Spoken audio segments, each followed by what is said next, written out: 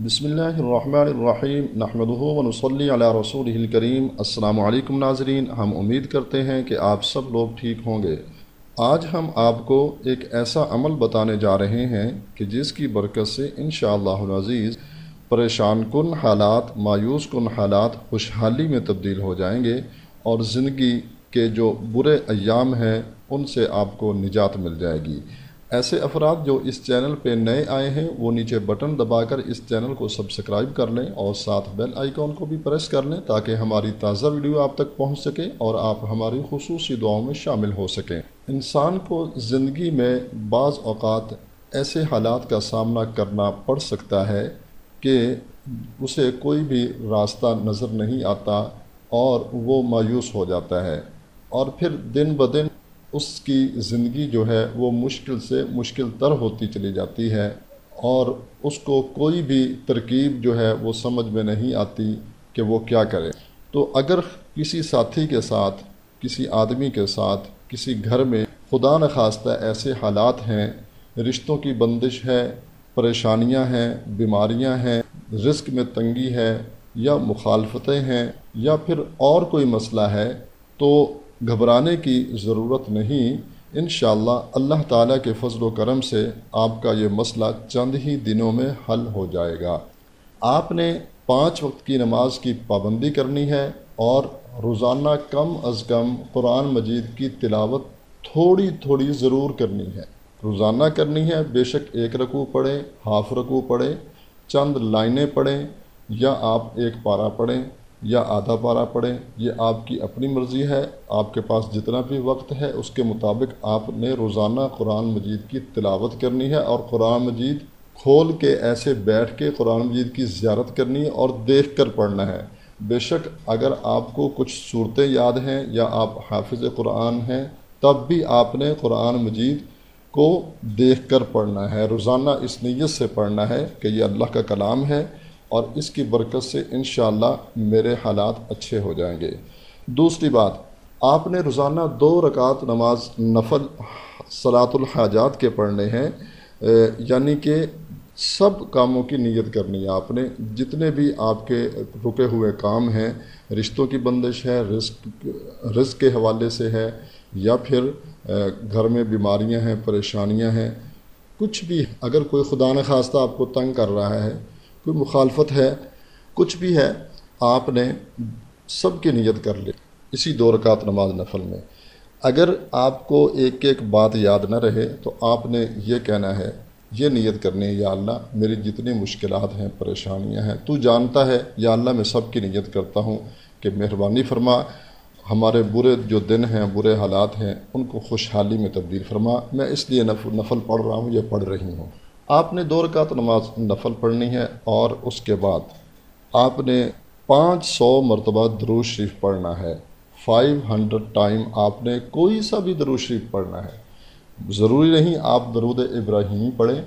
یا پھر کوئی اور درود شریف پڑھیں، جو بھی آپ کو آتا ہے درود شریف وہ آپ نے پڑھنا ہے۔ چھوٹے سے چھوٹا درود شریف بھی پڑھ سکتے ہیں اور بڑے سے بڑا درود شریف بھی آپ پڑھ سکتے ہیں، لیکن 500 مرتبہ پڑھنا ہے۔ شرط اس کی یہ ہے کہ آپ نے ایک ہی کمرے میں پڑھنا ہے، ایک ہی جگہ پہ آپ نے پڑھنا ہے، یعنی ادھر ادھر آپ نے نہیں جانا، گھومنا پھرنا نہیں ہے گھر میں، یا ایسے چلنا پھرنا نہیں ہے۔ ہاں، کمرے میں آپ جو ہے بے شک آپ جو ہے وہ کھڑے ہو سکتے ہیں، بیٹھ سکتے ہیں، نفل جہاں پڑھیں گے آپ وہاں 500 مرتبہ آپ درود شریف پڑھیں گے، اور پھر اس کے بعد آپ نے کم از کم 5 منٹ آپ نے دعا مانگنی ہے۔ آپ نے دعا مانگنی ہے 5 منٹ، اپنے مسائل کو ذہن میں رکھ کر اپنے الفاظ میں آپ نے اللہ سے مانگنا ہے۔ یہ عمل آپ نے روزانہ کرنا ہے، اور اس عمل کا جو ہے وہ ٹائم یا تو آپ رات کو کریں تو بہت ہی بہتر ہے، اگر رات کو آپ نہیں کر سکتے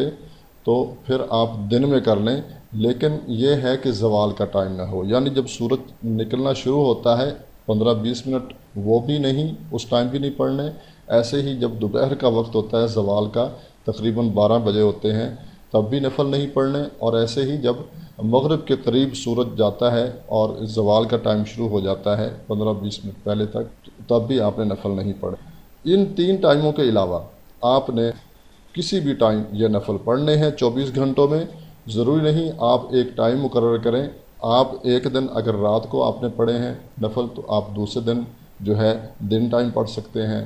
کسی بھی نماز کے ساتھ بھی پڑھ سکتے ہیں۔ ظہر کی نماز ہے، مغرب کی نماز ہے، عشاء کی نماز ہے، ان نمازوں کے ساتھ آپ یہ نفل پڑھ سکتے ہیں، لیکن یاد رہے عصر کی نماز کے بعد آپ نے یہ نفل نہیں پڑھنا۔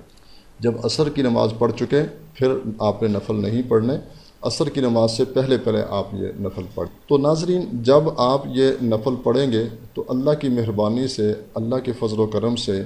جب آپ دعا مانگیں گے تو آپ کو اللہ تعالیٰ ایسا سکون عطا فرمائے گا کہ آپ کی سوچ سے بھی باہر، اتنا دلی سکون ہوگا آپ کو۔ کیوں؟ کس لیے سکون ہوگا کہ آپ صلی اللہ علیہ وسلم کی ذات اقدس پر ایک مرتبہ جو بندہ درود شریف پڑھتا ہے، بھیجتا ہے، تو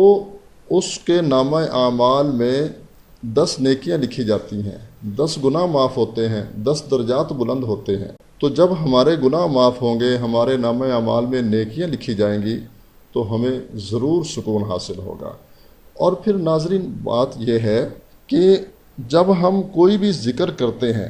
یعنی درود شریف پڑھتے ہیں، قرآن مجید کی تلاوت کرتے ہیں، نوافل پڑھتے ہیں، ذکر اذکار کرتے ہیں، جب ہم ایک جگہ بیٹھے ہوتے ہیں اور پوری توجہ کے ساتھ جب ہم اپنا ذکر کر رہے ہوتے ہیں تو اس جگہ پہ اللہ کی رحمت نازل ہو رہی ہوتی ہے، اس جگہ پہ اللہ تعالیٰ کی رحمت نازل ہو رہی ہوتی ہے۔ اور جب اللہ کی رحمت جس جگہ میں نازل ہو رہی ہوتی ہے تو اس جگہ سے پریشانیاں ختم ہو جاتی ہیں، مشکلات ختم ہو جاتی ہیں، بیماریاں ختم ہو جاتی ہیں